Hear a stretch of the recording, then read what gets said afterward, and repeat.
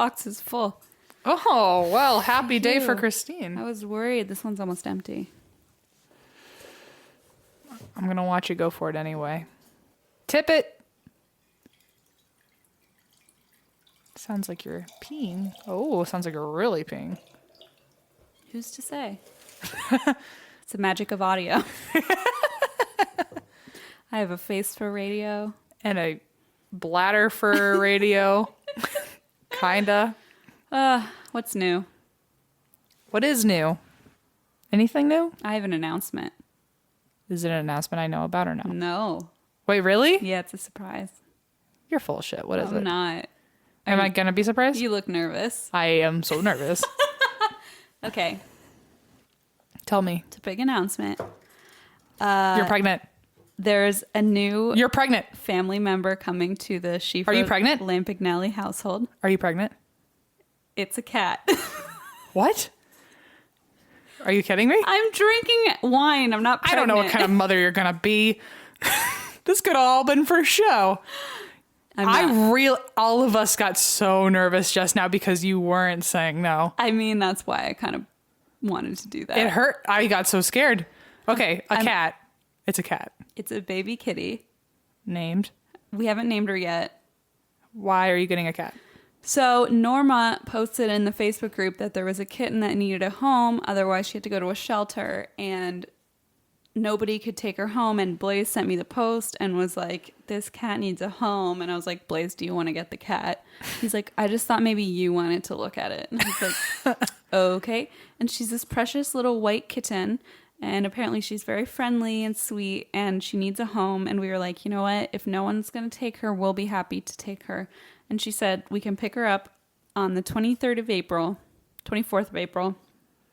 And we're going to take her home and give her the guest room until Gio chills the fuck out and learns to live with her. Oh, wow. But she's the newest member. We still have not come up with a name yet. Aw. I'm not pregnant. Oh my God, that really did. I didn't know how to react. I was going to be happy, but I was also so scared. No, I knew. I was like, it's not a good idea to pretend I'm pregnant. But you did it anyway. But I did it anyway. What color is this cat? White. Oh, that's going to be hard to not stain with your wine. Precious. Oh, yeah. I mean, we know you've dropped a couple glasses on Gio's head. White is going to be a hard, especially when cats don't like to bathe. She's not going to be white for long. She's just going to be like a crisp burgundy. She'll be like a maroon burgundy. Maybe just name her Merlot now, since that's what's going to, I'll be what like, she's going to look like came anyway. with this weird birth defect where she's covered in, you know. For now, her name is Chardonnay, but one day she'll be a cab. Cab the cat. Oh, I love it. Anyway, yeah, so we're getting her. Can I show you a photo? She's really precious. I know you were a cat person. We're not really, but like I grew up with cats, and Blaze went home over Christmas break, and our little cat Nosy just was obsessed with him and followed him around, always sat on his lap. They would like cuddle up and sleep next to each other all night. Aww. And we got back to LA, and he goes, you know, I feel like getting a cat wouldn't be a bad idea. And I was like, okay, all of a sudden you're into cats. But she's a precious little baby. Oh, she's so sweet. Look at that little baby nose. She's so cute. She's really freaking cute. Such a She's little still babe. a little baby, so she can't be picked up yet. I can't wait to start giving her puns and names. Look at her little baby face.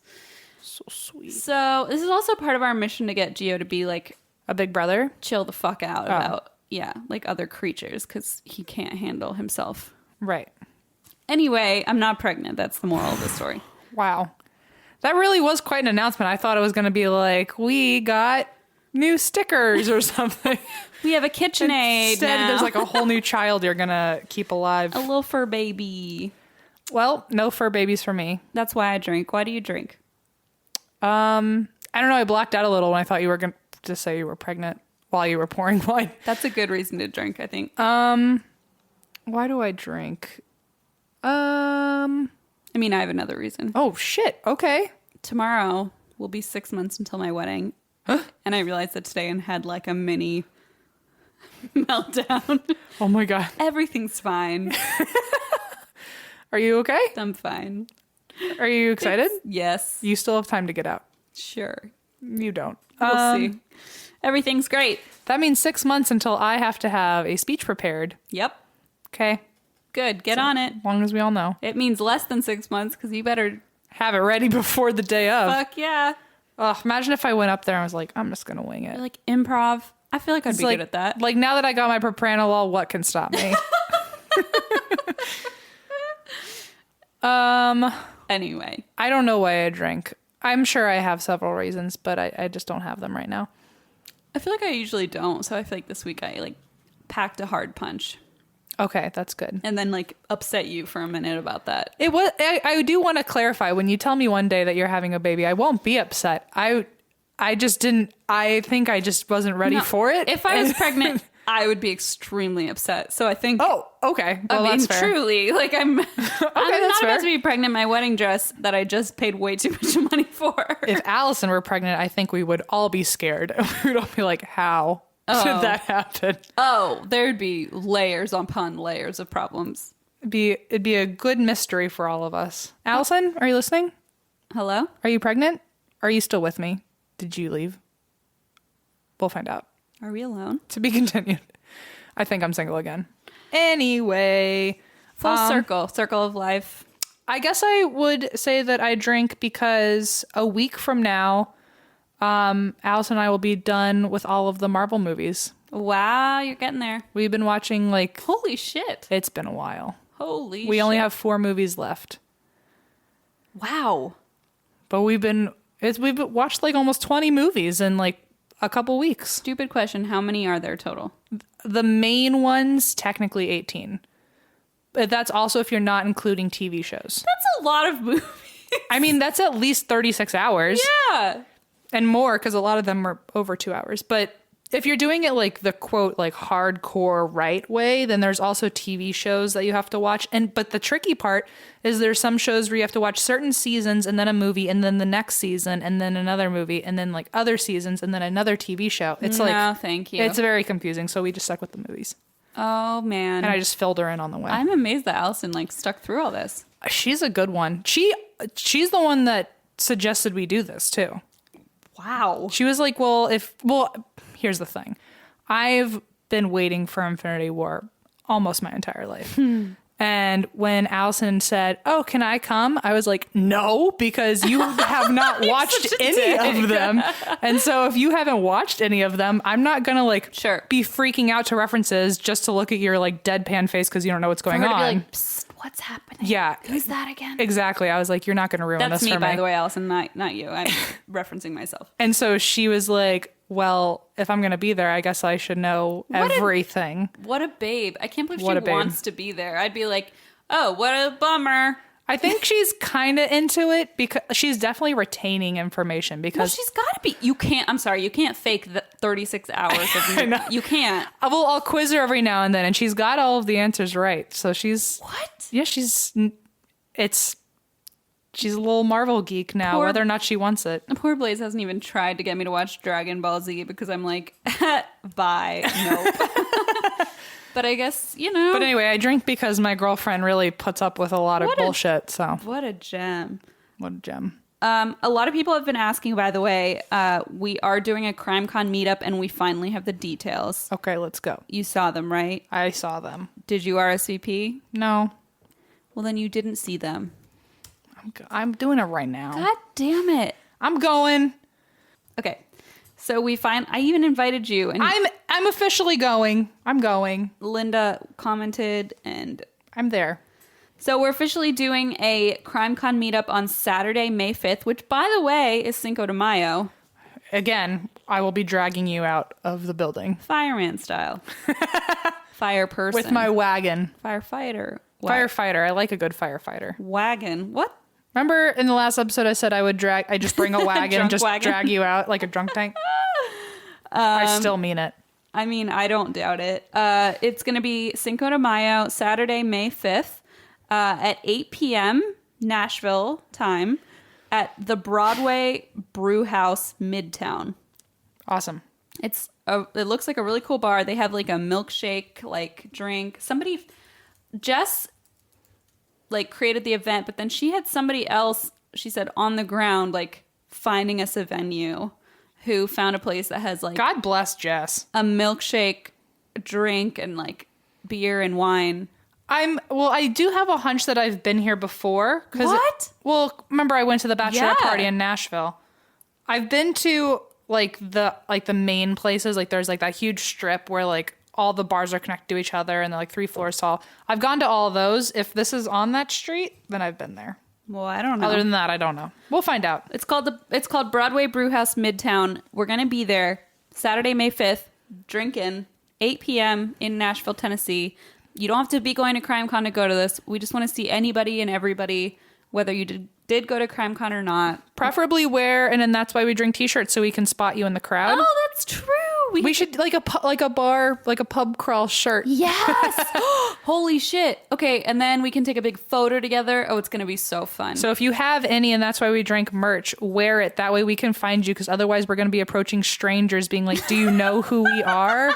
And they're going to say, no, get away. We'll be like, listen. And then we'll realize we're the only people there for us. My mom and your mom will be like, My mom will Yay. go get drunk and break her hand again like she did the last time she was in Nashville. oh, good times. So you guys be there if you're anywhere in the area. We'd love to see you. That's all I have. That's okay. Do you have any more news or updates? No, my life is pretty boring. No, it's not. You're watching a lot of movies. We are watching a lot of movies. Also, Allison and I are looking for a place to live together in the future. So you need roommates? Or- No, I'm just Oh. making a life announcement because you made one. You're getting a cat. I'm getting an apartment with my girlfriend. That's precious. And possibly RJ. So, who knows? Oh, man. But anyway, so that's my life update. That's a big one, though. That was a big one. I've never lived with someone that I was dating before. Yeah, Blaze is the first person I lived with. Significant other. So Big it's deal. a big deal. It's But that's my not first till milestone. Fall, right? That's not till next year. Oh, okay. So it's not like happening now. She lives month to month, Sure, okay. and then my lease ends in November, but I technically paid through December. Oh, So I have a home until the new year, and then she can just drop her lease whenever. So Oh, okay. So you're not like currently like I'm already current because I'm a planner. no. But you're not like desperately seeking a place. Right? No, not desperately. Okay, got you. But I've already picked out the 5 potential neighborhoods we'll be living in. Well, that's fun. Allison does not seem to have an opinion yet, so I'm just making a lot of decisions. Great. It's a good time. Just go for it. I appreciate her just letting me be myself. I mean, she's letting you watch all the Marvel movies you want, so. She really lets me get away with a lot. HelloFresh is a meal kit delivery service that shops, plans, and delivers your favorite step-by-step recipes and pre-measured ingredients so you can just cook, eat, and enjoy. You can choose your delivery day when it works best for your busy schedule, and you can pause your account for weeks at a time when you're out of town. HelloFresh makes it so easy to cook delicious, balanced dinners for less than $10 a meal, so there's no more time-consuming meal planning or grocery shopping. And you can try things you never thought you could cook on your own and enjoy eating outside of your comfort zone, which is pretty cool. That is pretty cool. HelloFresh offers a wide variety of chef-curated recipes that change weekly. There are 3 plans to choose from. Classic, which is what I do, and then there's a veggie and a family plan as well. I also do the classic. It's great. It has a variety of meat, fish, seasonal produce. If you're vegetarian, I was on the vegetarian plan for a while. That one's awesome too. And if you have more than 2 people, the family plan is the way to go. And you won't spend all night in the kitchen because recipes only take around 30 minutes. They even have lots of one-pot recipes for seriously speedy cooking and minimal cleanup. I made something today. I made the quesadilla. I saw you making it. It looked really good. I felt really bad because I made it for Blaze and me, and Em was just sitting there watching me cook it. But it was very delicious. It was like a chicken and pineapple quesadilla. And I'm not a person to put fruit in my food, but this is an exception to the rule. It looked really good. Oh my God, it was so good. I had a peppercorn steak meal. Oh, so good. Allison made it for me, so thank you, Allison. So good. And it's so good. I also had a mushroom gravy chicken. Yep. And it was to die for. It was so good. Oh, their food is so good. It's killer. You guys, we want you to try HelloFresh because we love it and we know you will too. For $30 off your first week of HelloFresh, visit HelloFresh.com and enter promo code DRINK30. That's promo code DRINK30 at HelloFresh.com for $30 off your first week of HelloFresh. You know, ModCloth... is your go-to spot for fashion as unique as you. Inspired daily by amazing customers, it's ModCloth's mission to serve and celebrate the community, inspire individual style, and empower women to be the best version of themselves. ModCloth's signature label is designed by women for women. What's more, these exclusive looks come in a full-size range from XXS to 4X. P.S. It's officially wedding season, so Christine, I know you're looking at this stuff. Find everything you need in the ModCloth Bridal Boutique, whether you're a bride, a bridesmaid, or very best dressed guest. That's going to be me at your wedding. You can even find free sizing help and styling help from their team of mod stylists. That's super nice. And I will add that I just recently got a dino dress from ModCloth that I'm hoping to wear to either CrimeCon or our first live show. Mm-hmm. It's this like navy dress with little dinosaurs on it. That's awesome. It's the greatest thing. And my favorite piece of clothing. And ModCloth is definitely one of those websites that you like in the middle of the night think you're going to go to bed in 5 minutes, and then you look at the clock and it's 2 hours later and you're like, oh no, I've been looking at ModCloth this whole time. I refreshed my entire wardrobe in 2 hours. It's very easy to do. To get 15% off your purchase of $100 or more, go to modcloth.com and enter code DRINK at checkout. That's modcloth.com and enter code DRINK at checkout. Hurry, because this offer expires on June 29th, 2018. So you got to do it before then. Anyway. Bring it. Christine. What? Where's my favorite place in the world? Oh, man. Don't make it harder than it is. Where's my home? Chick-fil-A. Close. I mean, I'm not wrong, right? No, you're not. Okay. You're really not. Salem, Massachusetts. Oh, God, you know me better than I do. Because, yeah, but also no. Fredericksburg, Virginia? Okay, let's try this again. Okay. What's my homeland? Oh, Canada. Okay. Russia? The land of wooden dildos, apparently. Oh, so. okay, that would have clarified it. Yeah, I tried. One time you were like, my homeland, Russia, and I was like, hold on, you just went across the globe to a different fucking continent. You know, my boss, Renee, of course, Yep. She listens to this and she doesn't ever really bring up her favorite parts of the episode. She just kind of throws in subtle things that happen in the shows into our like work conversations where I'll be like, oh yeah, well this happened in Canada. And she's like, oh, well, you love Canada. And I'm like, how the fuck did you know that? And then she's like, wait, I'm sorry, but aren't you Russian? And I'm like, oh, how? You need to stop listening to my show. She's me. She's like, Christine's my window into your world. She has said, I don't want to say she said it in those words, but she said them in quite close words. Oh, okay. Anyway. Canada's your favorite place besides Chick-fil-A, Russia. Canada is my favorite place that I've never been to. Fair. Okay, here's the thing. It's in Canada, if you haven't picked up on that yet. Oh, shit, it is? Yeah, this is just like giving you a fact about me. I mean, I never know with you. That's a fair point. So, Canada, it's in this little area called Ottawa. Oh, heard of it. Heard of it. And it is the Ottawa Jail. Whoa. Which was previously known as the Carleton County Jail. And you know it was an old school jail because jail was spelled Gaol. What the fuck? Like Renaissance fair kind of jail. That, seriously? No. Well, it was definitely spelled differently in the past. But it was spelled Gaol? Mm-hmm. Wow. Maybe Canadians just spelled jail differently. They don't. Don't look at me. You're the Canadian one. You're right. It was opened in 1862, so maybe that's just how they spelled jail back then. Maybe. At the time in 1862, it was the most modern facility in Canada. The most modern gaol in Canada. Yes. Part of the reason why it was so, quote, modern was because it had arched drum ceilings, which gave the halls really good acoustics. What? So as a guard, you could sit at one end of the hall, and even the softest whisper in the cell furthest away from you could hear. Oh, okay. And this building still stands, and you can go and like test the arched ceilings yourself and stand on one end of the hall and have someone else talk to you. Have you ever done that in a museum or whatever where you whisper and it goes to the other side? I haven't, but I certainly want to. Oh, come to Cincinnati. They have that. You're literally like across an entire museum and you whisper into the like where the water fountain is, and the person you can barely even see them. Like they're all the way across the room and they just can completely hear it. It's so That's wild. bananas. Although if I were to experience this, I wouldn't go to Cincinnati. I'd go to Canada in a haunted jail. I think that's fair. I mean, Cincinnati's closer. I love you.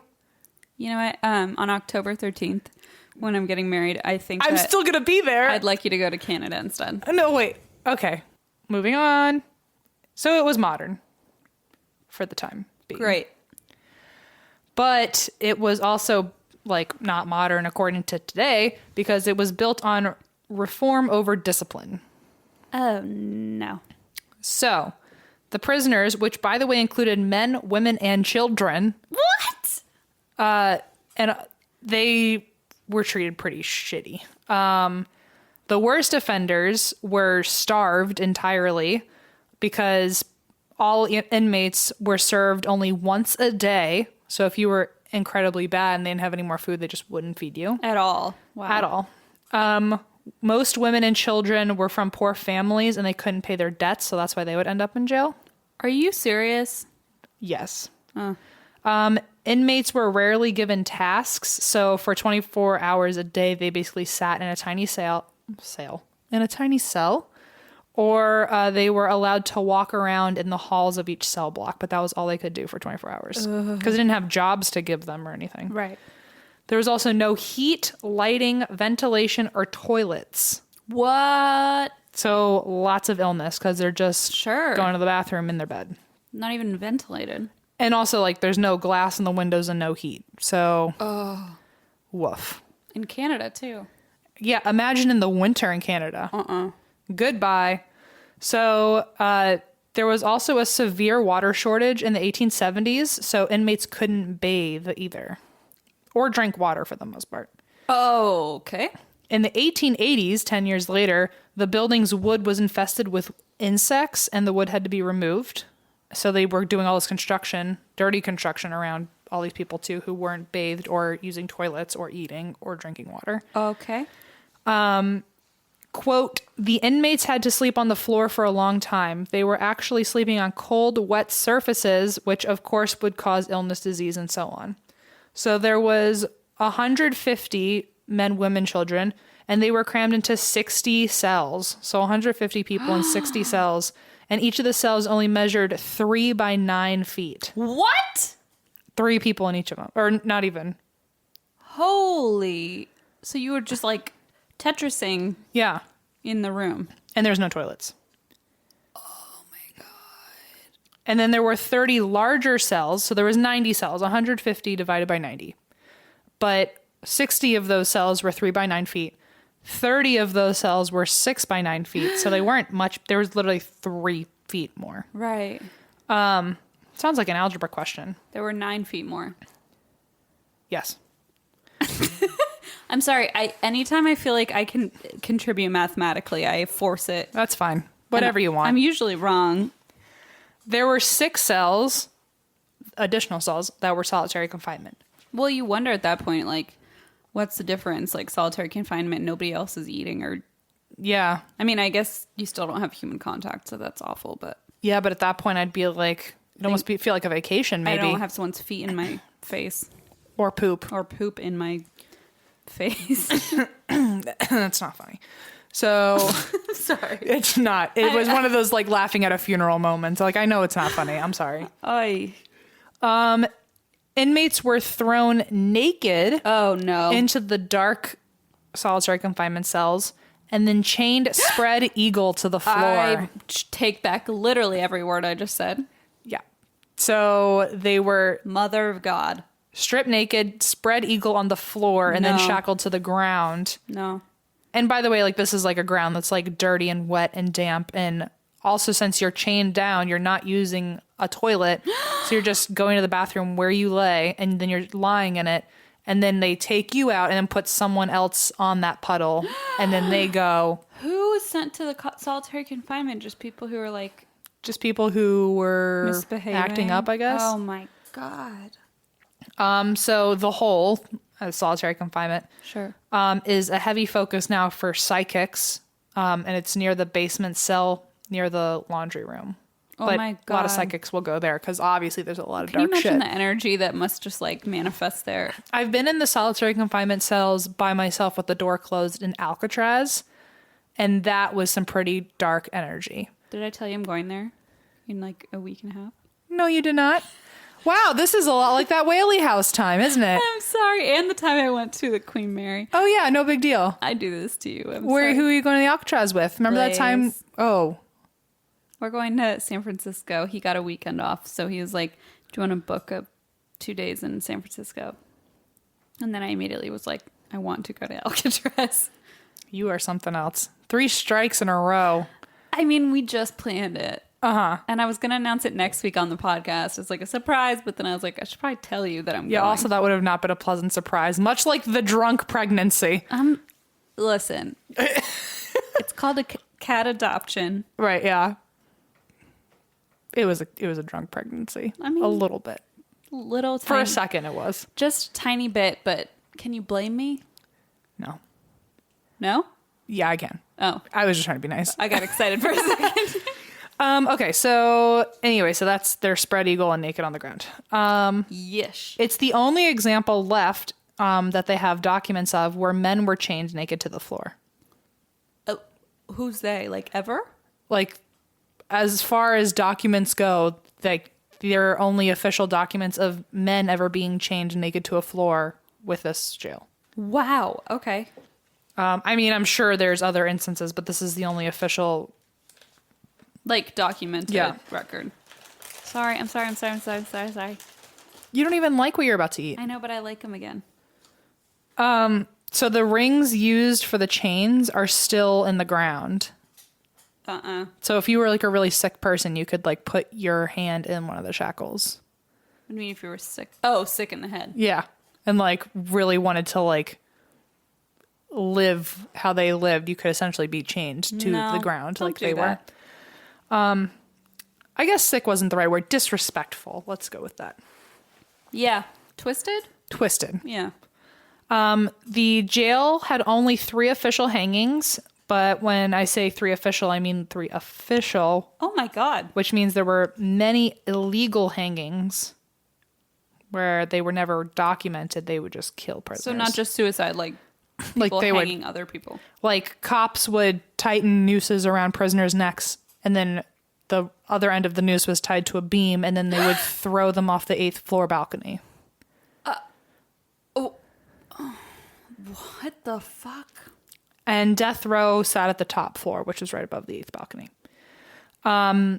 So executions were only hangings there, and the most famous hanging there was a guy named Patrick Whalen, and he was also the last public hanging there. So one of the founding fathers of Canada's Confederacy, his name was Thomas McGee, and he like very much opposed American expansion moves, like motives towards Canada. Sure. And so in 1868, because of his political opinions, he was assassinated, and a lot of people thought that Patrick Whalen was the one who assassinated him, even though there was hardly any evidence, and mainly the reason they thought he was guilty was because just a lot of people said he was, whether or not it was true. Oh shit. So mainly like popular opinion decided it, not actual evidence. Wait, who was Patrick Whalen again? Patrick Whalen was just like a guy that they assumed assassinated him. They had like nothing. Was he like The only evidence they had was the night that Thomas McGee was assassinated. Patrick Whalen was in the area with a gun that had the same caliber, like held the same kind of caliber bullet. So wait, but was he like a police officer, like a citizen? Just a like citizen. A random dude. I'm pretty sure he was just a citizen. Oh, okay. But so I don't really know like his background, but a lot of people just said he did it. And so whether or not they had a lot of evidence, they just agreed and they were like, oh, okay, you did it. Wow. So there's actually writings about McGee's assassination where apparently he came home late from a meeting one night, couldn't find his keys, and so he had to wait for his landlady to greet him outside. And then as soon as the landlady opened the door for him to come in, quote, a bullet sliced through McGee's neck and exploded out of his jaw, sending his dentures flying. So his teeth flew out of his face. Oh, no. So everyone in town thought it was Patrick. But they never figured that out. They just sent him to the gallows and hung him, and 5,000 people watched. Holy God. And that was in 1869. The final official execution at the jail, because he was the last public hanging, but like Patrick Whalen. Patrick Whalen. Okay. But the final official execution was a guy named Eugene who was hanged for killing a police detective. Ooh, boy. Just fun fact, I guess. So fun. A fun fact that's not fun. So much fun. We're having fun. So when Whalen died, his last request was that his body would get sent home to Montreal. And instead, the authorities decided to just bury him on the jail property. Oh, no. He's going to haunt the shit out of this place. And he warned that, he swore he was innocent. He swore he was innocent. So he warned before his death that because he was innocent, as proof of it, no grass would ever grow on his grave. And so now on the property's parking lot, there's a certain patch that never grows grass. Shut the fuck up. And they don't know if that's where he was buried, but it's assumed it was somewhere in that general area because they were all these unmarked graves. So they have no proof of it. They just built parking lots on top and stuff like that. So, but there's one part that refuses to grow grass. Wow. So they think that might be where he's buried. That is creepy. And then just to make you believe even more that maybe that's where he was buried, there were 2 students on a tour at this jail that were joking around and saying, we can find the spot, we can find the spot. And so they found the patch without grass and started jumping on it. No. And making fun of it. And at the same moment, both boys got profuse nosebleeds. So just a weird thing. But I was like, are they going to get struck by lightning? that would have been cool. No, they just got really bad nosebleeds. But at the same time. But a nose, that's like some Harry Potter, prankster shit. So that's the first sign of any paranormal stuff. And then the rest I have for you is paranormal. Yes. There's a quote from someone that went on a tour that I found on, it was a Yelp or a Room. It was some sort of review that I found. Mm-hmm. Said, the 8th floor is one of the claustrophobic single cells. So much unexplained activity occurred on this level. There were footsteps in the hall, cell doors slamming closed, and disembodied voices, and no one could spend the entire night there, and they would always leave demanding their money back. It got to a point, because also this became a hostel over time. Oh, shit. So people would come, and then they wouldn't even spend the night, and they would demand their money back because they didn't want to be there. Wow. And then I'm finishing the quote. It got to the point that the hostel even offered the rooms for free to anyone who managed to remain there the entire night. They've never had to give a complimentary stay. No sooner that our tour guide finished telling us these details when a door slammed somewhere down the hall in an unused section of the floor. What? So wait, so they've never given away a complimentary night, meaning nobody's ever stayed the full night? Yeah.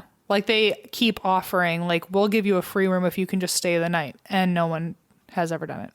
So they just probably must make a shit ton of money. Yeah, I guess so. I feel like if I worked there, I'd wander around, scratching on doors and, Oh, yeah, probably. slamming the... I mean, maybe that's how they get you. I mean, that's what I would do. So in the death row area at the very top, you can feel a crazy, heavy, oppressive feeling.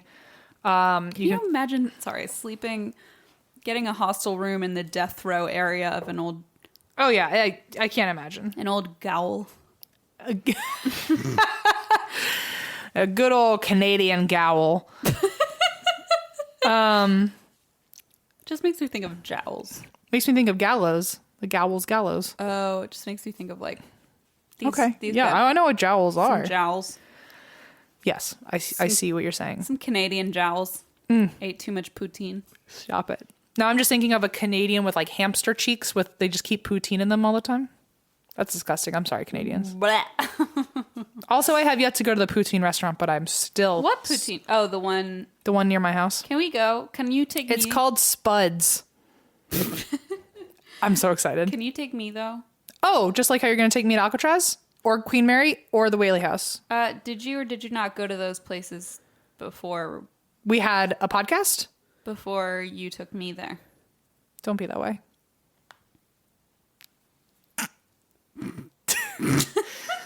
Okay. Okay, I took your girlfriend there.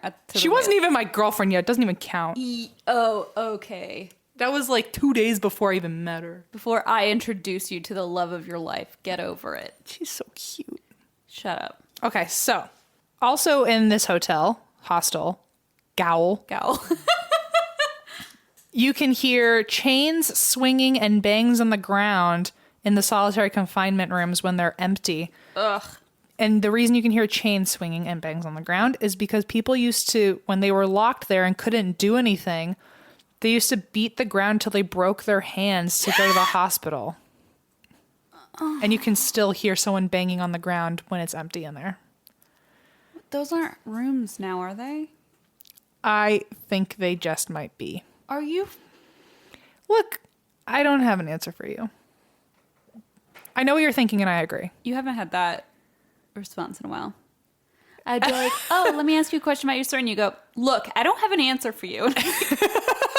Sorry, I'm inquiring as to the facts of your story. It's fine. It's fine. People will hear help whispered into their ears. Oh, fuck no. They'll hear men crying that they're hungry. They'll hear children screaming, mommy. Christine. When asked what they wanted, they use a spirit box, so you can actually hear voices in live time. They were using a spirit box and said, what do you want? And out of any, like, you would think a horror movie would say, like, you, or... Oh, no, I'm scared. What does it say? No, the spirit box just said food. No, I know, but And that's so much worse. And then the spirit box said, please. And then that fucking breaks my heart. And then someone said, how are you? And the spirit box said, cold, sick, and help. So, not all ghosts are mean. Not all Canadians are nice. Not all Canadians are nice. Look at these jailers, the people that ran this place. These Gaolers. They were clearly not from Canada. I refuse to believe it. You can hear whispers talking to you, but you don't know if they're next to you or from far away because of the arched ceilings. You never know if something's actually haunting you right next to you or taunting you from the other end of the jail. Which has got to be a total mind fuck. It's like, step one, am I actually hearing this? Step two, where is it coming from? Because you can't even trust that something's whispering in your ear. No. On EVPs, they have heard, find me, where am I, and I'm still here. Oh my God, that's dark. People will feel their ankles grabbed when they're in the solitary confinement room because they were shackled to the ground. So if they were to grab you, it would have been your ankles. No. At the opposite end of the death row hall is a door that vibrates on its own. Ugh. There are rattling windows, doors that creep open on their own. Voices come from empty hallways. And someone has seen a man up by death row saying, help, I'm stuck here. And they thought it was a visitor, so they went up to go like help a visitor that got lost or trapped. And nobody was up there, so they think it was actually Patrick on death row saying, help, I'm stuck here. Like, I'm stuck here. Like, I can't leave. No. Yeah. No. Yeah. That's so fucked. Another visitor said, we were staying in the Ottawa Jail, and close to midnight, we were wandering death row with a few others. Inside of Whalen's cell, we set up a Ouija board. No. The board was very active, clearly telling everyone we were talking with Patrick Whalen himself. The questions started out light. How was it like to live in the jail? And asking about his experiences. No, that sounds really light. Yeah, right. Then getting on the subject of McGee's death, that was when the room shifted and everyone felt incredibly uncomfortable. The air got really heavy and really cold, and you could tell that whatever was there didn't want to talk anymore. As if he was like, I don't know how many times I have to tell you I'm innocent. Fuck. So apparently after that, someone else in the tour said that the tension was so palpable that they decided to leave their investigation early and never went back. Whoa. Like, it was like so intense they didn't want to be there anymore. Whalen's cell on death row remains one of the most haunted spaces in Canada. Wow. Noises are heard at all hours of the night, and Whalen himself has been seen in the cell and walking around in the hallways up on death row. Holy shit. So people will see him And there was that time that someone heard someone at death row saying, "Help, I'm stuck here." That's upsetting. Which freaks me out that it goes two ways of like, "Help, I'm stuck here," meaning it could have been a visitor, but it was literally a ghost saying, "I'm stuck in this like realm." It's so dark. People have had items thrown at them from higher balconies. Good. And some have even had their own items that they thought were in their pockets thrown at them. What?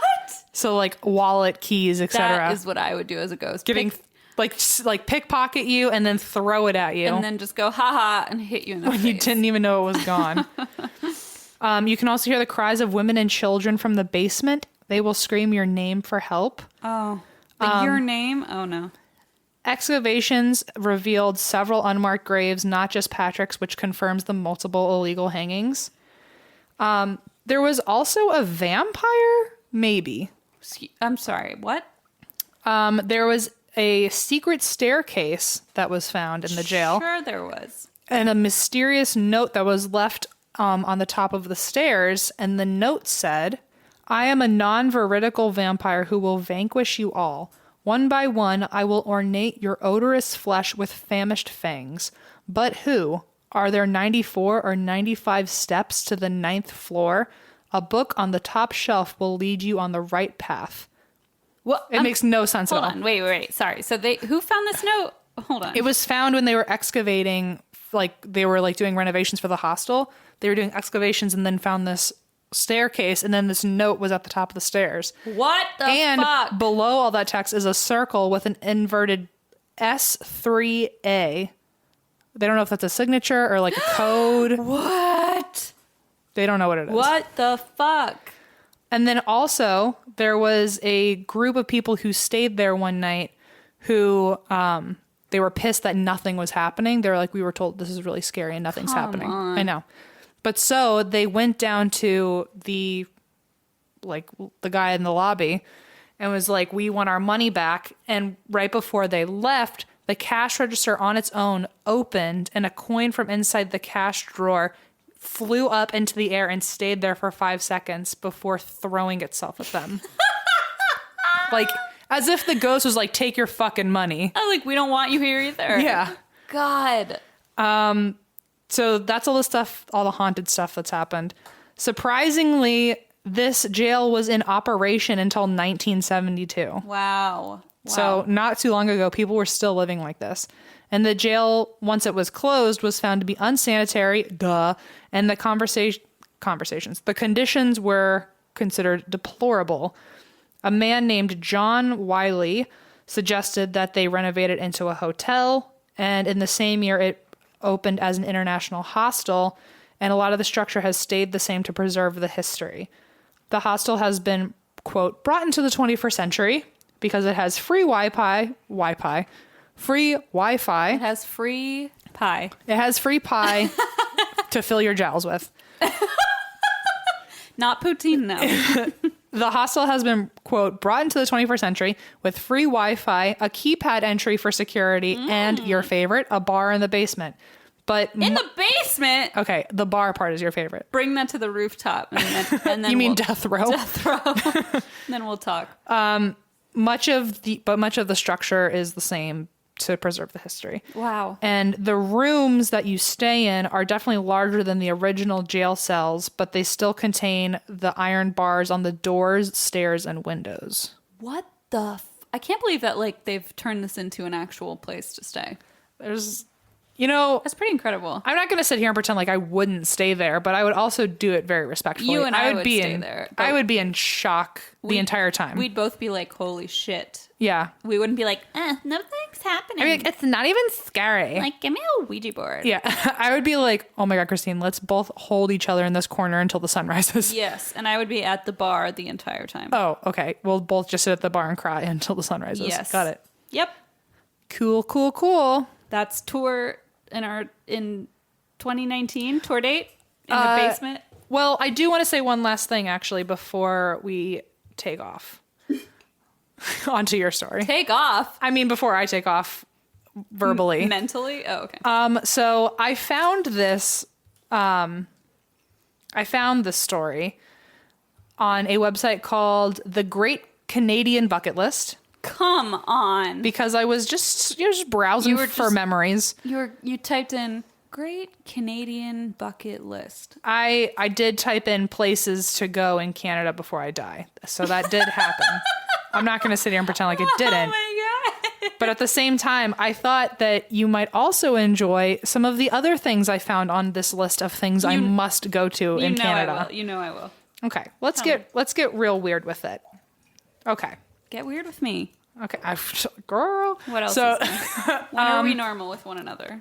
Here are a few things that I have also been told by the Canadian bucket list. Okay. Accumulatively, people have posted these things, and these are my personal favorites. Sure. One, sleep in an ice hotel. Sure. So why not? Also, something called the Velo Volant, which is the world's highest suspended bicycle ride. I don't know about that. Wait for it. I got pictures. Here's the little caption, like the blurb underneath it. Watch the ground disappear beneath your feet as you pedal off the platform. No. It's like ziplining, but in a bike thing. It just looks fun. Yeah. Oh, okay. That's like better than I thought in my head. But I have it's like ziplining, but in a bumper car. I have a fear of heights. We'll talk about it. Okay. The next up is the Glacier Skywalk. Oh, I'll do that. It looks beautiful. That sounds great. It feels like you're walking on air, and it's a U-shaped observation platform that gives you an entire view of the Rockies. That's beautiful. So that's number 3 on the list. I mean, number 4 if we're counting the Gaol. Then go dog sledding. Who wouldn't and why wouldn't you? I feel like this is very like not actually Canadian. I feel like this is like all the Canadians hate me right now. Yeah, they're like, that's not a thing. So here's another thing. It's called Magnetic Hill. And apparently it's like a natural illusion. And you can put your car in neutral and it will roll uphill. What? So anyway, there's that I need to do. I also need a car. Facebook Live the shit out of that. And then 2 other things. One is an obvious because it's the only place I really, really, really want to visit before I die, preferably multiple times. Allison, are you listening? The Aurora Borealis. Oh, sure. So, I mean, if I could live under the Aurora Borealis, I just might. That's fair. And then finally, something I think you and I can both hate together. I'm just going to give you the blurb. I can't wait. In the long past its boom town of Dawson City, the downtown hotel bar serves up the sourdough cocktail with added flavor from a real-life severed human toe. I know about that. Yep. And there's a picture of the sourdough cocktail's main ingredient. Yep. That's Dude That's Fucked Up did a thing about that. Nope. So that's not something I want to do. It's something I would like to watch someone else do. I would not want to. And you just might be that candidate, Canadian candidate. You're not allowed to take the toe with you. And so there's that. If you have any other suggestions of weird hidden gems across the Canadian realm, send them to M, not me. Send them my way. I'm not going to show them to M. Via Twitter then, because otherwise Christine won't show me. Okay, thank you.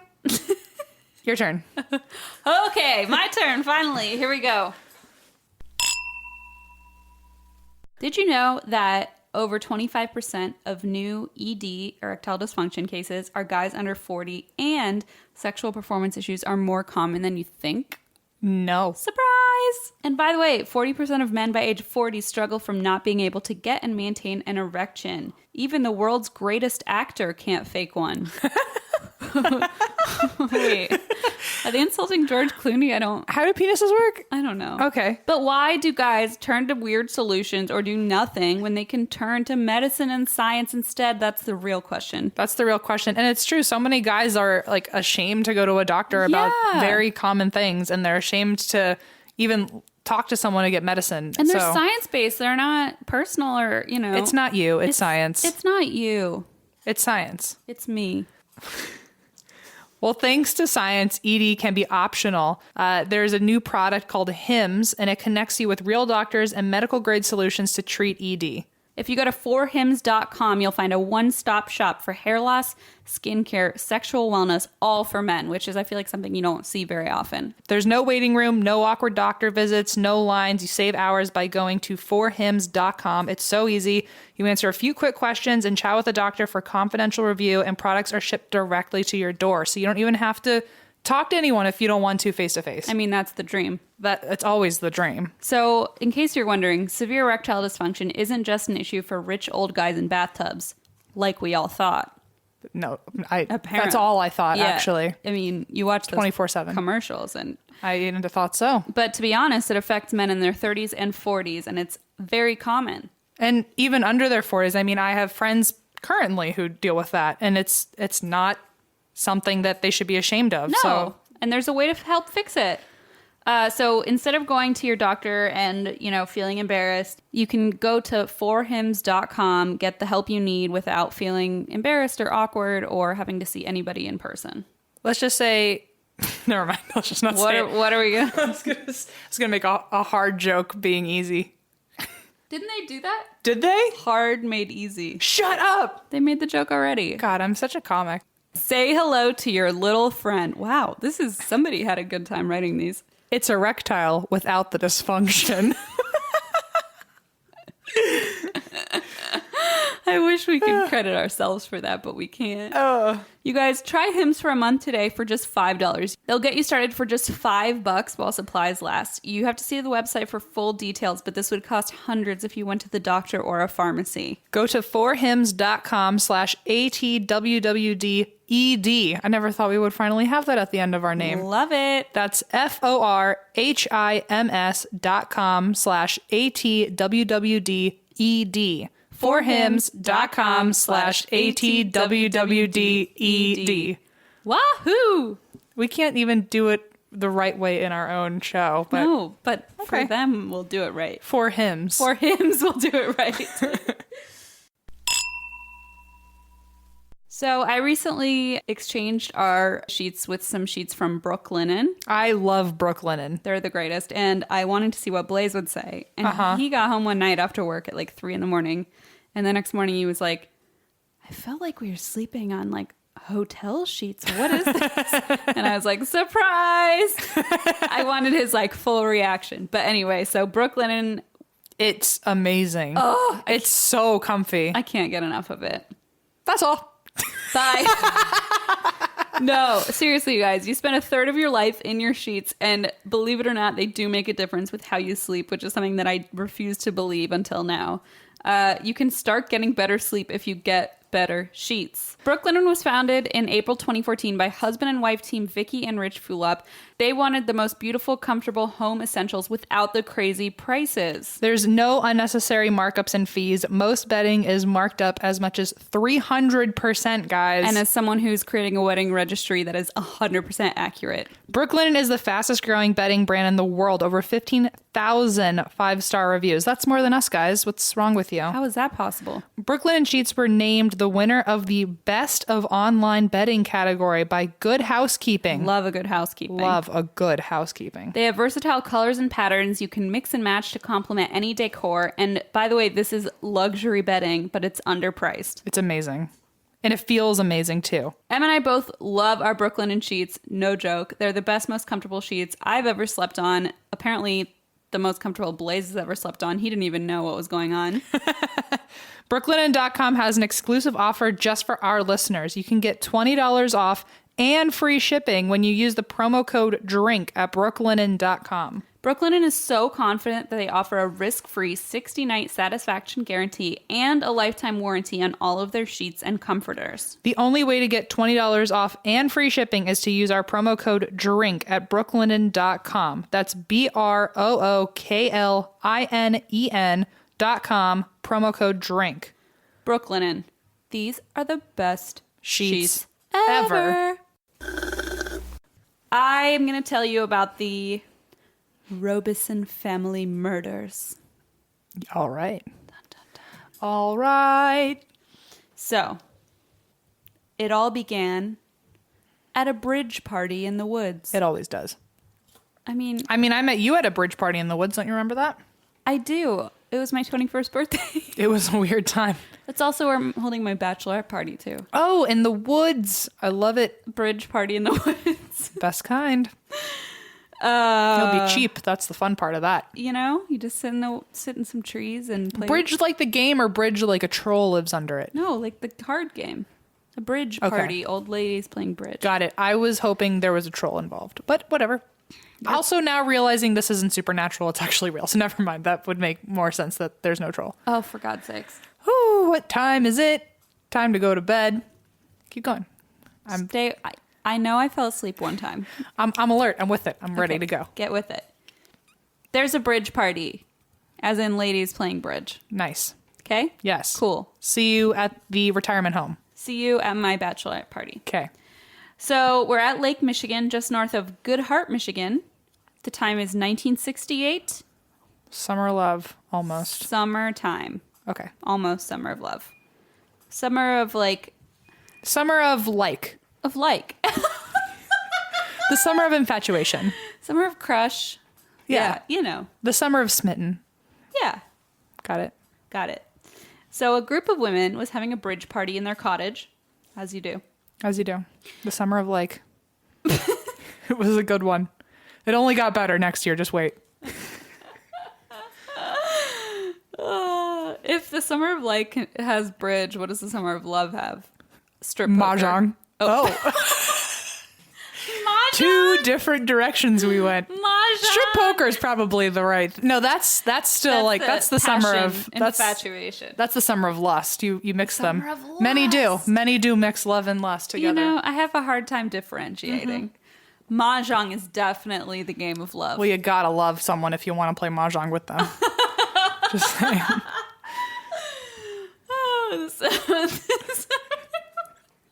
Wait till the summer of shuffleboard. It gets real wild.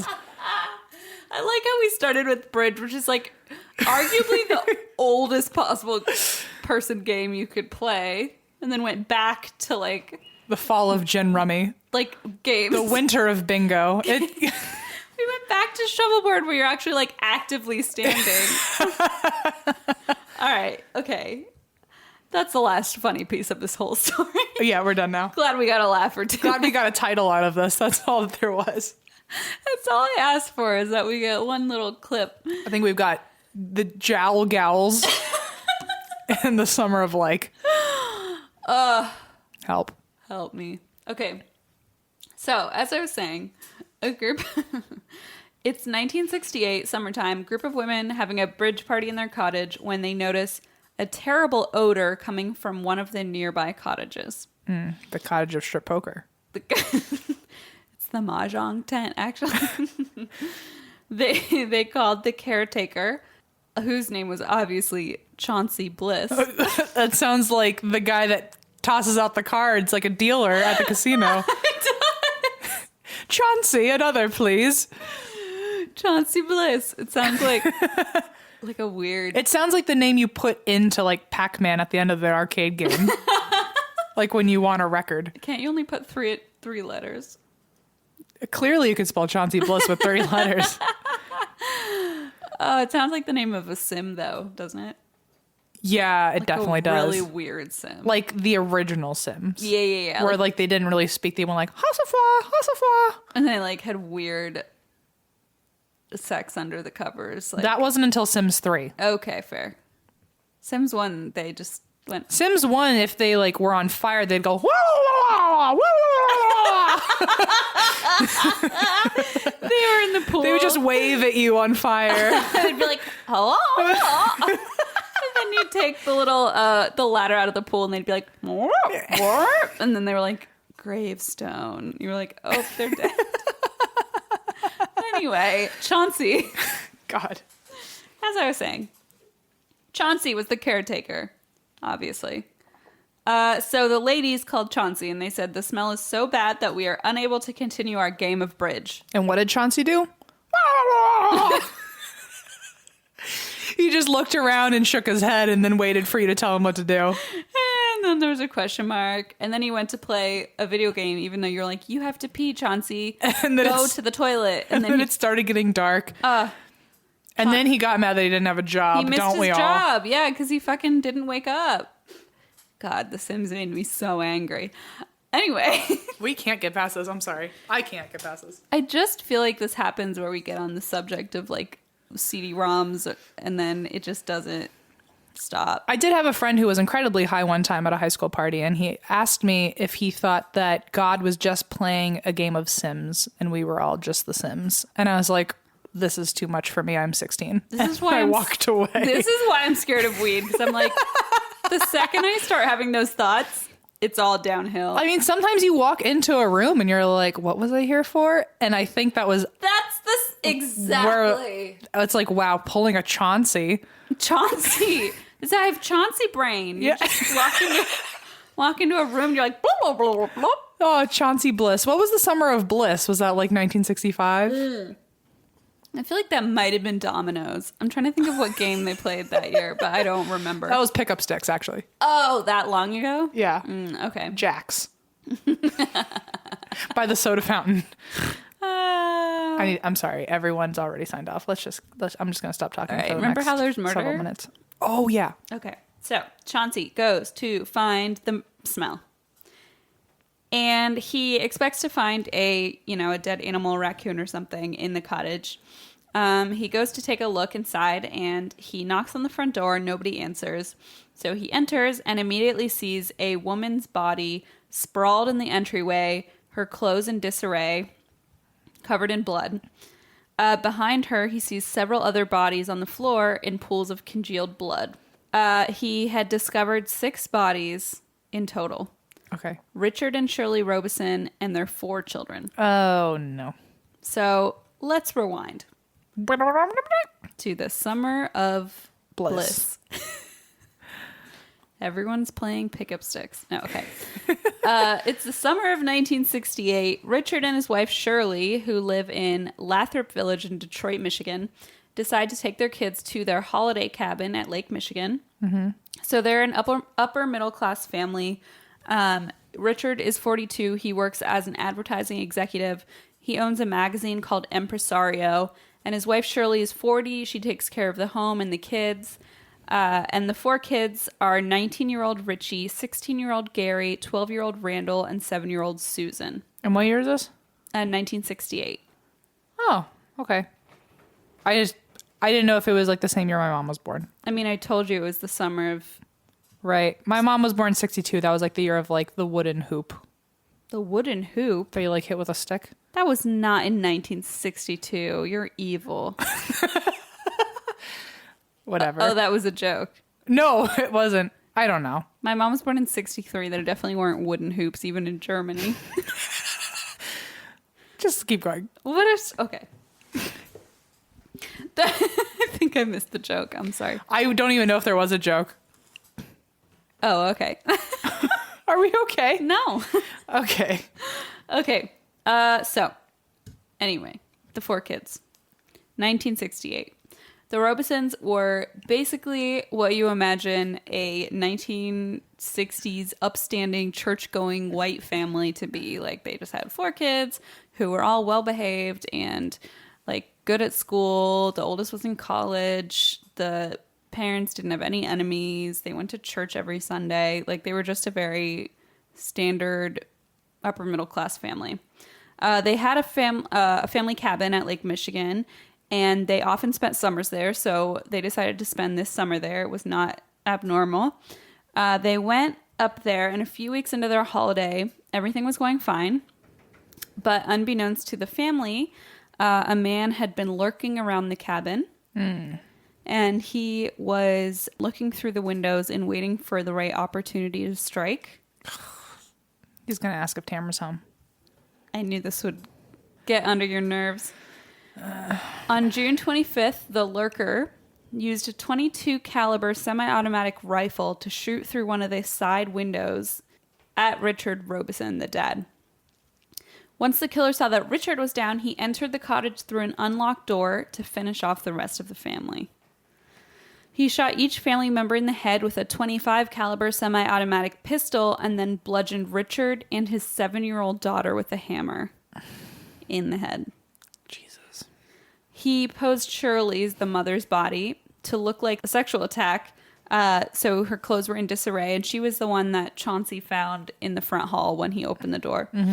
And then he left the cabin with the dead family inside and the bloody hammer still inside. And this was before DNA. Yes. Great. So he could just leave that wherever he wanted. He just was like, oh, here you go. Have this hammer on me. So it took 27 days for the bodies to be discovered. And that's when the women playing bridge were That's when they were like, something smells. there's a horrible smell happening. So almost a month later, the bridge playing ladies reported the smell and the police were called. And investigators discovered bloody footprints on the floor that led them to believe there was only one killer. But by the time the bodies were discovered, they had decomposed so badly it was hard to pin down many details. They weren't sure if Shirley was sexually assaulted or if it was just that she was posed that way. And again, we're in the 1960s, so forensics were not, what they are today. And at first, police were baffled because, like I said, the family was really well off. They were happy. They were, had no enemies. And the kids all did well in school and were very good-natured. So at that point, the town Goodhart, Michigan, found itself all over the headlines of like national newspapers. It was just this huge like fear-mongering thing of like, is there a serial killer on the loose? And, right. People are living in these little summer cabins and obviously there's no like alarm systems and right. stuff like that. So people were freaking out. And people would read the newspaper every morning hoping they would catch the killer, but it just wasn't happening. But 2 weeks into the investigation, police finally latched onto their first suspect. So it took that long to even find anyone to like question. And the first suspect, his name was Joseph R. Scalero III. He was 30 years old and he was actually Richard's employee. Okay. So when they questioned him, he had not been seen or heard from for more than 12 hours on the day of the murders. None of his alibis checked out. He said he was at a plumbing convention and had spoken with a number of clients on that day, but not one client remembers seeing him. Not one person at the convention can provide a statement saying they saw him there. He had also purchased both of the exact same murder weapons determined by forensic tests to have been used in the murders. But he said that he had given those guns away. Oh, okay. That's casual. Yeah, as you do. But a neighbor reported seeing the rifle in Scalero's house right before the murders. There were also a lot of details about the types of guns and the bullets and the casings that and the cartridges, but like I'm not going to go into all the nitty-gritty details, but the point is it basically all 100% matched to him. Got it. He owned the exact same assault weapons. Got it. That were used in the murders. So they did some more digging on him to find motive, and they found out that he had actually been embezzling money from his employer, Richard's company. So he owned that magazine, Impresario. And it turns out that when Richard went on vacation with his family, he had left Joe Scalero in charge of the business, and more than $60,000 in 1968 just like went missing out of the account. Police found evidence that multiple phone calls between Robeson and Scalero were made the day of the murders, like from the cabin to Scalero. And the theory that police came up with is that during a phone call between Robeson and Scalero, Robeson told Scalero that he found out about the stolen money, and Scalero panicked, took off from Detroit, drove north to Goodhart where they were staying, murdered the family, and then came back. Okay. To prevent, Richard from coming forward saying, I know he embezzled all this money from the company. Right. Additionally, because that's not enough, during the course of the investigation, Scalero failed 2 lie detector tests. A third test was judged inconclusive. He also, it was noted officially that he tried to deceive the polygraph interviewers in his interviews. So they could somehow tell that he was purposefully trying to like twist the truth or whatever to trick the polygraph. And then they found this bloody footprint. Beyond the shell casing that they found that matched his weapons, the only physical evidence they found was a bloody footprint. And they went into Joe Scalero's house, found all of his like shoes, and found a boot that matched exactly size, brand, everything. But the boots were brand new and had never been worn. So they could not use that as evidence. And they were like, what the fuck? Like, this is the exact boot. Very weird. Like, what an odd thing.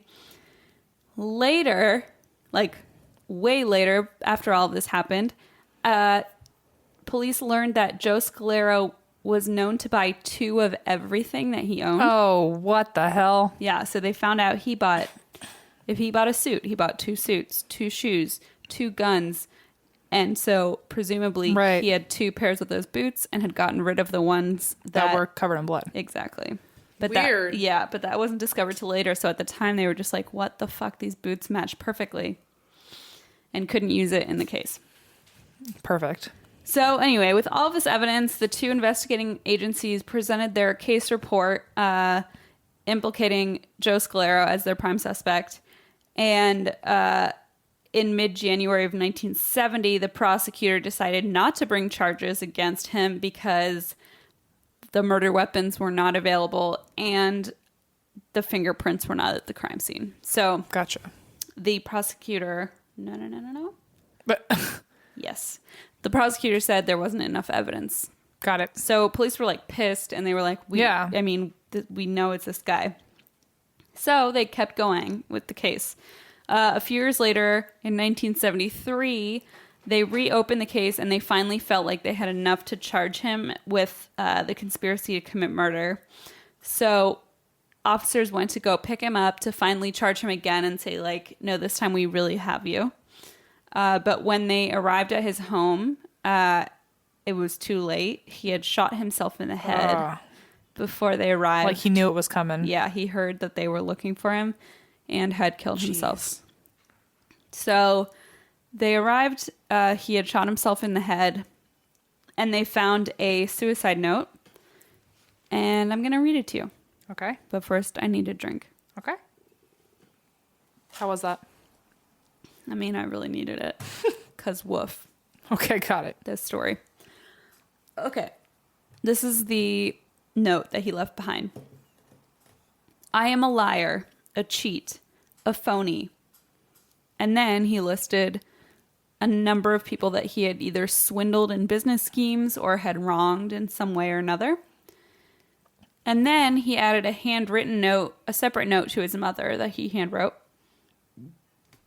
on the same sheet of paper saying, quote, I had nothing to do with the Robesons. I'm a liar, but not a murderer. I'm sick and scared. God and everyone, please forgive me. And that was the end of the note. So he still claimed that he did not, he said he had nothing to do with them. Right, but he probably was. Most people still believe that he is the main suspect at the time and still today. Also, if you say you're a liar but not a murderer, are you lying? Good point. Just a thought. I mean, what are you, like Socrates? Got it. Nailed it. Yep. We're also philosophy experts. So. Emcrates. Oh, my. Christine Crates. Woof. I regret it. I do. Okay? Does that make you happy? Yeah. Okay. So, since Michigan law does not permit an open murder case to be closed, officially ever, Scalero's suicide placed the case as inactive, but not as closed. So, it just kind of went to like inactive state. But many people, as I said, still consider him the chief suspect even to this day. But there are some people who doubt the theory, and I'm going to just give you a little bit of an idea of what other people think might have happened. So some critics say there's no way that Scalero could have driven from Detroit to Good Heart, shot the Robeson family, and then driven back to Detroit in the gap where he didn't have a solid alibi. Got it. Some people suspect a man named John Norman Collins, who was actually a serial killer who was convicted of killing several people in that same area, usually young female college students, in the 1970s. And they point to the fact that this is really weird. So this guy Collins, a serial killer, attended Eastern Michigan University at the same time that Richie, the 19-year-old son of the family that was shot, attended the same university. And they roomed together during orientation week. Ooh. Isn't that weird? That is a weird little coincidence. They shared a room together. So either there's something that's a clue or it was just a really strange coincidence. Yeah. You know, which it could be, but even still, that's very weird. Even if it is just a coincidence. So, you know who I miss talking about? Who? Chauncey Bliss. Who could forget Chauncey? So some people think Chauncey had something to do with it. What? I know. Not my good, sweet Chauncey. Not my sweet baby Chauncey. So some people think he might have had something to do with the murders because, A, he was considered eccentric. Okay. Well, when your name's Chauncey Bliss, what's... You gotta be. Are you a dull man? No! No. You're living in the summer of dominoes. Oh. Yep. That. The wooden hoop and a stick. The year of the wooden hoop and the stick. What a passionate summer that was. You really fought for what you wanted back then. Like fun. What about the can? Kick the can. Oh, the year of Kick the Can. That was back in the 50s, though. Gorgeous. The trees were beautiful that year. Sunset, man. Who could forget? Wow. It's in the history books. Just like want to gaze off into the distance about it. The year of the Kick the Can. So some people suspect Chauncey might have had something to do with it. So actually, it's really sad. Chauncey's son, one of his boys, died in a motorcycle accident shortly before the Robeson murders. Mm-hmm. So he was obviously devastated. Got it. And some people in the area think that he was slighted by Richard Robeson and the way that he responded to his own son's death. Mm-hmm. So they said that Richard, the father of the Robeson family, like didn't respond kindly enough or like understandingly enough or something, like just slighted him in some way after Chauncey's son died. Got it. And that Chauncey, you know, took revenge and basically murdered the entire family. But at the same time, it's like a little far-fetched that he was grieving and then was slighted and then like murdered an entire family. It's possible, obviously, but it should be noted that also police did not follow that lead or find it like okay any sort of valid evidence in it. It was just kind of like neighborhood gossip. Right. Okay. And then, so despite all these theories and all the evidence pointing to Scalero, the case is officially unsolved even now. And this year, it's been 50 years since the murders. So there is no way to tell who did it. Wow. Scalero is still the main suspect, but again, he has passed away. And it's unsolved at this point. Not closed, just inactive. Like all of our Sims, rest in peace. Just Like all of those Sims games we abandoned. not closed, just inactive. Just inactive. Just still swimming in that same pool without a ladder. Just on fire going. Oh, my friend Celine killed our gerbils one time and I didn't talk to her for like 3 weeks. That. Oh, like not in real life. No, in I was like, that's valid. no, in Sim's life, I behaved like a fucking psychopath about it. She still talks about it. She's like, remember how? And she was like 6. Like she was really little and I was just a big mean bully about it. So Celine, I want to take this moment to apologize. To be fair though, if I like ever get a weekend to myself and I find my like an old laptop that actually like works with Sims. Oh, I still play Sims sometimes. I was going to say, I would totally go play some Sims right now. My brother does. I just like It's like designing the houses and all that. in again. Oh, is it? Yeah. I mean, the 90s are coming back, so that means the early 2000s are on their way in. My brother plays it with his friend they like talk. He's probably going to be like, don't put this in the episode too late. They like, they named a baby. Okay, this is so weird. So they play the game and like his friend will be in his ear and he'll be playing and then his friend watches like his screen as he plays or whatever. And then he'll be like, one time he's like, Christina, we're going to name one of like our weird triplet babies after you. And I was like, no, don't do that. But they did it anyway. And so they named all these like children.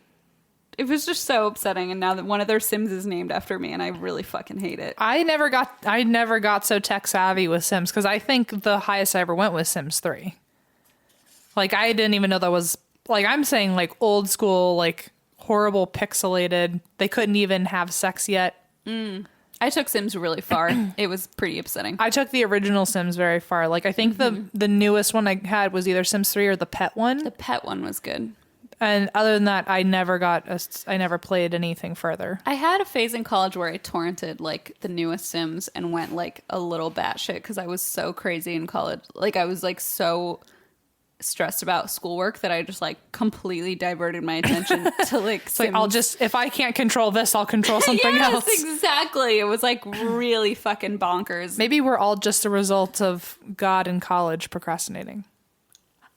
Oh my God. Like he has other things he needs to do and he was like, I'll just make a planet and a whole galaxy and just control everything in it. I'll just force Em and Christine to make a weird radio show. Can you imagine if he was as obsessive about us as you were about your Sims? And maybe those Sims are as obsessive about their Sims. I like to think that God is as obsessed with me as I was about my Sims. And on that note, thank you for listening. You can find us on Facebook, Twitter, Instagram at ATWWD Podcast. You can also find our Patreon at ATWWD Podcast. You can also find our website, and that's why we drink.com, and our store, and that's why we drink.bigcartel.com. Wine glasses are back in stock, so are stickers, and koozies should be back in stock any day now. And we also have an email, and that's why we drink at gmail.com, where you can write in your personal true crime / paranormal stories. We put out a new listeners episode every first of the month. We are also having a Facebook Live event in a few weeks, April 29th at 3 p.m. Pacific Standard Time. Correct. We'll put an event in the secret or in the patron-only Facebook group. Yes, 3 p.m. on a Sunday, April 29th. Oh my God, you can meet my new kitty. And everyone can meet the kitty. Yay. And maybe we can all talk about a name for it. Great. Cool. It's on. Also, again, just to remind you, CrimeCon meetup in Nashville, Tennessee, Saturday, May 5th, 8 p.m. Central Time at the Broadway Brew House Midtown. Can people still get tickets for CrimeCon, or is it done now? No, tickets are still available if you use promo code ATWWD. Our show is on Friday, so if you want to buy a daily ticket, those are also available now if you just want to come on that Friday. Friday at 2:15 p.m. Correct. And if you can't come, you can still come to the bar meetup. Yes, where you can meet both of our mothers. The two who created the lives that are in your ears right now. We also have our live show May 20th at the Hollywood Improv Theater. We also have another show that's also sold out June 17th at the Hollywood Improv Theater. Can't believe it. Those are the only live shows we have right now, but we are working on getting more. We have some rumors that other big cities are happening. Yes, but they're just rumors. They really are just rumors. Ooh, and the wind got so excited about it. The wind has something to say. Ooh. Be careful driving home. This is alarming. Anyway, but please, we have other shows coming, so stay tuned. Our booking agent, Andrew, was like really excited that we sold out both shows, so he said he's looking into other cities, so stay tuned. All right. We love you guys. And that's why we drink. And that's why we drink. Clink. Oh shit, I fucked it up. You have to just sit it down. Oh shit, okay. Oh, that's pretty good. Oh, wait. I'm just smashed a box cutter into a wine glass. Wait, you ready? This is the one. Yeah. Oh, so beautiful. Bye.